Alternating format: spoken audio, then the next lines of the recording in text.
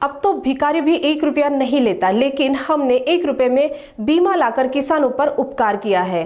कृषि मंत्री माणिकराव कोकाटे ने इस बयान से किसानों की भावनाएं आहत हुई है। इस पर अब किसान नेता रविकांत तुपकर की प्रतिक्रिया सामने आई है। तुपकर ने कोकाटे के इस बयान की कड़ी निंदा करते हुए ऐसे विवादित बयान पर आश्चर्य व्यक्त किया है। 1 रुपया तर आता भिकारी पण घेत नाही, पण या 1 रुपयामध्ये आम्ही पीक विमा योजना आणून शेतकऱ्यांवर उपकार केले, अशा पद्धतीचं वक्तव्य कृषी मंत्री महोदयांकडून आलं। हे वक्तव्य ऐकून जरा आश्चर्य वाटलं आणि शेतकऱ्यांच्या भावना पण या वक्तव्यामुळे दुखावल्या गेल्या।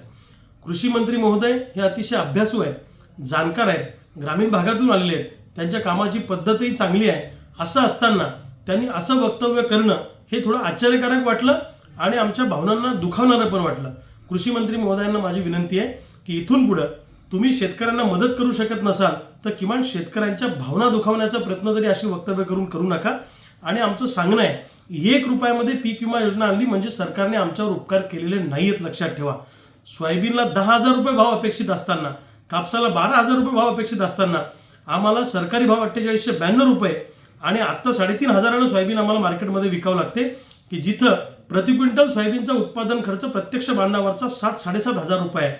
अशा परिस्थितीमध्ये सरकार जर भावही देत नाही आणि मदतही करण्याच्या मूडमध्ये सरकार नसेल आणि उलट अशी वक्तव्य येत असतील तर यामध्ये शेतकऱ्यांचं मनोबल खचेल। सरकारमधल्या मंत्र्यांची वक्तव्य ही शेतकऱ्यांना उभारी देणारी, शेतकऱ्यांना मानसिकदृष्ट्या उभं करणारी आणि सर्वार्थाने उभं करणारी वक्तव्य जबाबदार मंत्र्यांकडून झाली पाहिजे अशी आमची अपेक्षा आहे।